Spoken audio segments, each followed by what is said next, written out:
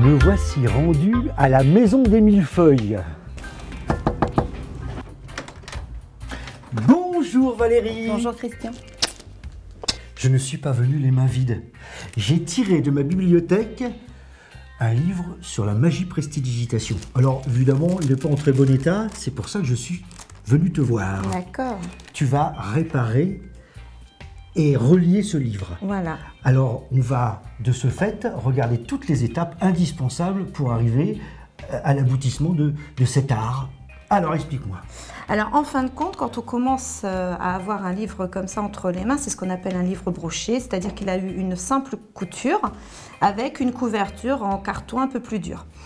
Nous, ce qu'on va faire, on va commencer par le démonter entièrement. On va améliorer son état, mais avant, on défait tout. On défait tout. On défait tout. Donc on va commencer par couper les fils de l'ancienne couture. Ensuite, on va défaire tous les cahiers ici.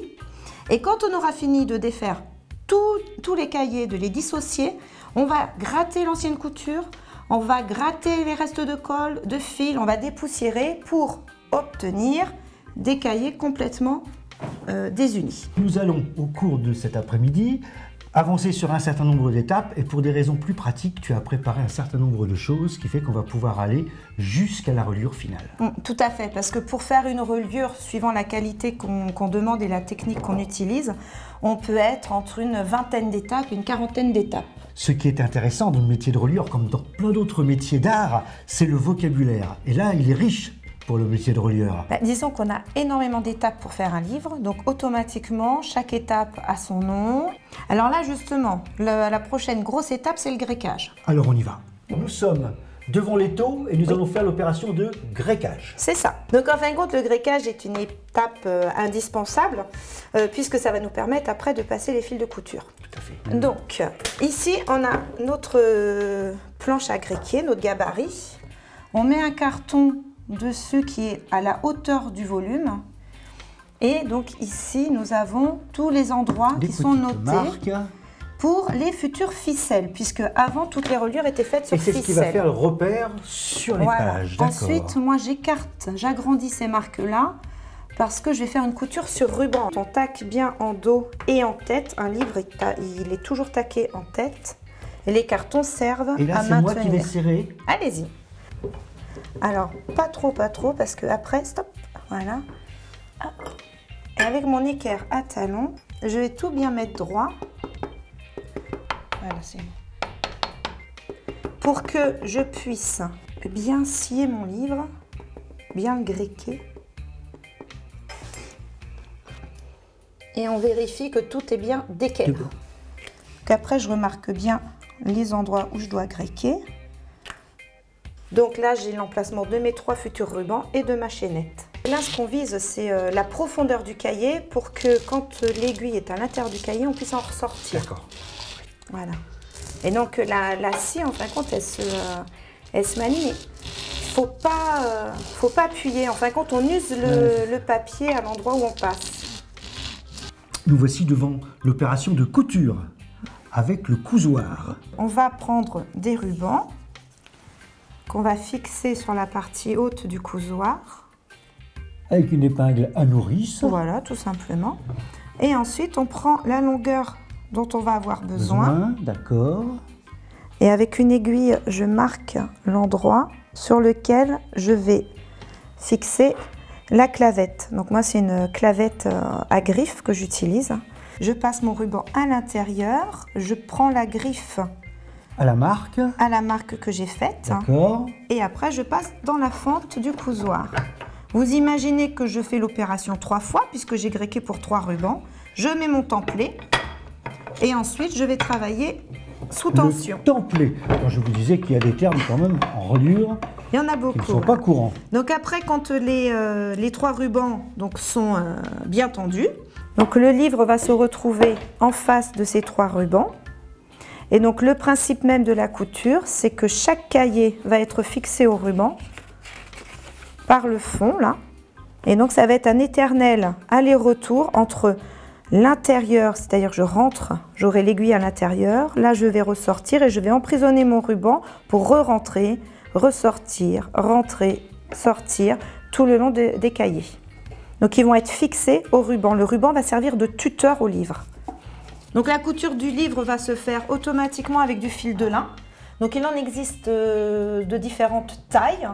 Parce que la couture, c'est une étape très importante, ça va donner l'aspect de notre livre. D'accord. Donc en fonction du fil qu'on va utiliser, du nombre de cahiers qu'on a, du style de papier qu'on a, on va réussir à faire un dos plus ou moins arrondi, plus ou moins gros, plus ou moins dodu, on va dire. Et ça va finir, au final, un livre cousu à cette allure-là. Un livre entièrement terminé ressemble à ça. À l'intérieur, pour vraiment que vous voyez, donc le livre a ses gardes blanches, la couverture est montée et ensuite vous retrouvez tout le corps du livre et voici le fond avec le passage du fil. Et vous voyez bien qu'à chaque fois, il sort et il rentre au niveau des rubans. Voilà. L'étape de la couture est achevée. Nous voici revenus à l'étau. Tout à fait. Pour une opération d'arrondissure. Je prends pour ça un marteau, je vais utiliser le plat du marteau et je vais commencer à taper sur les cahiers pour qu'ils glissent les uns sur les autres. Donc là on voit commencer à apparaître l'arrondi du livre. Après je le retourne en maintenant ce que j'ai fait et maintenant je vais taper sur les cahiers du dessus. Là, mon arrondi est pas mal. Là, on a l'arrondi qui s'est créé dans le dos et on a la gouttière qui se crée à l'opposé. Donc maintenant, on va pouvoir passer à l'endossure. Pour passer à cette étape-là, qui est l'endossure, je vais me remettre à l'intérieur de l'étau et je laisse dépasser juste le dos et 1 ou 2 mm des gardes blanches. On met bien le livre de manière très régulière pour pouvoir avoir un mort vraiment très régulier.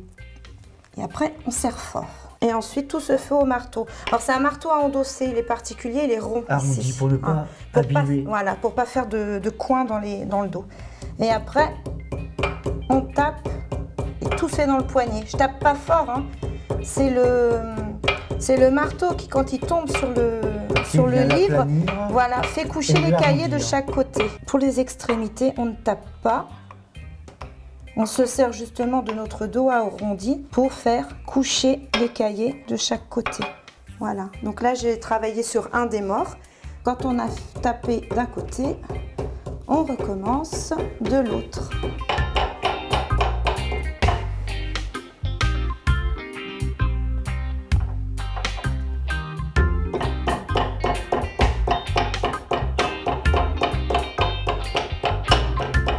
Pour finir, on passe juste le marteau comme ça pour bien lisser. On évite de taper les cahiers du dessus parce qu'autrement on risque d'aplatir. Et on n'aura pas un bel arrondi.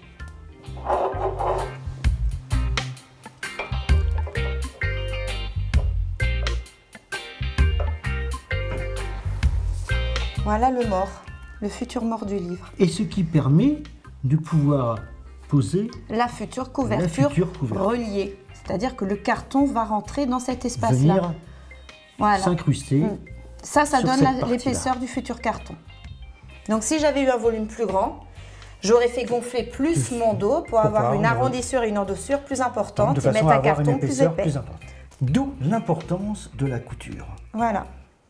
Une étape succède à l'autre et comme par magie, nous voici avec le livre qui a sa couverture. Il a ses cartons. Il a ses cartons. Il a ses cartons. C'est-à-dire que celui-là, il a quand même avancé. On a brûlé quelques étapes. Lesquelles? Alors déjà, c'est choisir le carton. C'est primordial. Ensuite, il faut le couper, le mettre à bonne dimension. D'accord. Et ensuite, il faut faire des trous pour pouvoir passer les ficelles. Alors, vous avez remarqué qu'on est passé de ruban à ficelle. Pourquoi? Alors, on fait des reliures sur ruban pour faire un certain style de reliure qu'on appelle les emboîtages ou les bradelles. Et donc là, pour vous montrer, on va dire le haut de gamme, on fait des reliures sur ficelle pour faire les reliures passées en carton. On n'a pas du tout d'épaisseur, là, on arrive à tout étaler. Voilà. Quand on est sur un ruban, on voit plus l'épaisseur. On voit plus l'épaisseur du ruban. Là, sur une ficelle, on l'a passé. Ici, en fin de compte, on l'a mis en ce que nous on appelle le papillon. Quand il est sec, on le tape pour vraiment essayer d'avoir 0 épaisseur. Et ensuite, là, le livre, il est prêt à passer au massicot pour avoir sa forme définitive. On passe toujours les livres au massicot au niveau de la tête parce que ça permet de faire une tranche bien lisse et ça empêche la poussière de pénétrer dans le volume. Concernant la queue du livre, c'est-à-dire l'autre partie, c'est-à-dire sur laquelle un livre repose, on n'est pas obligé de le passer au massicot. Ça dépend de la valeur du volume. Donc là, j'ai mis un volume pour vous montrer. Voilà. Très bien. Donc là, on serre bien et après, vous voyez, la lame, c'est cette partie-là. Alors, c'est parti. Et je te laisse faire l'opération, puisqu'on m'a dit que tu étais musclé. Et on peut récupérer le livre juste après. Quelles sont les prochaines étapes sur le livre à couverture bleue qui vient de passer au massicot? Là, à peu près, pour Hop. arriver à cette étape-là, il y en a 10. Une des étapes, c'est de mettre un papier qui va permettre au carton de cambrer. On va le poncer. On va renforcer le dos en mettant ce grillage qu'on appelle de la mousseline. On va rajouter la tranche-fil à cet endroit-là. On va rajouter le goudron. C'est un papier qui est assez fin, que l'on applique humide sur le dos et que l'on masse. On a aussi fixé le carton, c'est-à-dire qu'à chaque emplacement de ficelle, on a creusé le carton. C'est la fixation du plat. On l'a intégré à l'intérieur. Automatiquement, le carton qu'on avait choisi par rapport à notre mort est des fois un petit peu trop léger. Donc à ce moment-là, on va combler avec une carte à dos pour que quand on passe la main, on ne sente pas d'épaisseur. Là, la dernière étape, on a fait ici les encoches de coiffe. Que le carton a été élagué et c'est tout fin, prêt à accueillir le cuir. Donc là, le volume est prêt à la couvrir en cuir. Alors, on passe à ça. On passe à cela. Le cuir, il a été posé. Le cuir est posé mouillé avec ce qu'on appelle de la colle de pâte. Ça va demander 12 heures de séchage. La colle de pâte. Souvent, c'est fait à partir de riz. Donc après, on va prendre le cuir, on va le positionner sur le dos du livre comme ceci. Et le plus dur, en fin de compte, c'est de réussir à faire la coiffe. Et vous voyez qu'ici, on retrouve l'importance de cette opération faire l'encoche de coiffe, c'est-à-dire que le cuir est tiré vers l'intérieur pour créer ce que nous, on appelle les oreilles. Et la coiffe de cuir doit venir légèrement couvrir la tranche-fil. Bien sûr, le cuir a une épaisseur, donc nous allons devoir recommencer l'étape du comblage. D'accord, pour arriver... Voilà, le cuir, quand il est posé, il a été paré à 5/10. Donc après, on pose la carte à dos, exactement de l'épaisseur. Si vous touchez, vous voyez qu'on est à la même épaisseur. À fleur. Voilà. Et donc là, ça a été mis en presse. Et donc au dernier moment, on va poncer pour faire tomber ce qui dépasse en tête, queue et en gouttière. Et ensuite, on va venir recouvrir avec du papier marbré. Voilà, donc là, le papier marbré, en fin de compte, il va recouvrir la jonction. Vous voyez ici, il y a une marque. Et bien, il va venir jusqu'à cette marque-là. Et ça, c'est ce qu'on appelle le mort du livre. L'extérieur est fait. L'extérieur est fait. On va parler de l'intérieur et de cette fameuse page de garde. Voilà. Pour ce faire, en fin de compte, on va couper, on va bien égaliser ce qu'on appelle les remplis. Là, on a encore un petit peu d'épaisseur. On sent encore les ficelles. Donc, on va poncer, on va encore mettre du comblage. On va enlever la première garde blanche qui nous a servi un petit peu, on va dire, de protection du volume. Et ensuite, on va enfin pouvoir positionner notre garde couleur. Elle se pose le livre ouvert. Donc, on est obligé d'abord de poser la première partie. Quand c'est sec, on referme, on pose de l'autre côté et on ne colle que ce qui est sur la couverture. Et ensuite, on va passer le livre en presse en ayant collé la garde couleur sur une des gardes blanches. Ce sera en presse et on pourra considérer que le livre est terminé. Peut-être pas tout à fait, puisque l'on peut, chère Valérie, personnaliser un livre. Tout à fait. On peut mettre des coins en cuir, on peut mettre des bandes, on peut aussi mettre des nerfs, on peut en mettre 4, 5, 3 comme on veut. La tranche-fil peut être faite main, elle peut être en papier. Et aussi, on a le titrage. Et c'est ce qui va personnaliser le livre. Exactement. Ça, chacun peut demander ce qu'il veut à ce niveau-là, au relieur. Tout à fait. Valérie, je suis un homme comblé. parce que tu n'es pas sans savoir, j'aime beaucoup, j'aime particulièrement les beaux livres, le vieux papier, et j'ai passé évidemment un moment extraordinaire pour cette belle histoire de la reliure. Ah, j'en suis ravie. J'allais dire, faites relier vos livres. Si vous trouvez un vieux livre sur une brocante, que le sujet vous plaît, prenez-le, n'hésitez pas.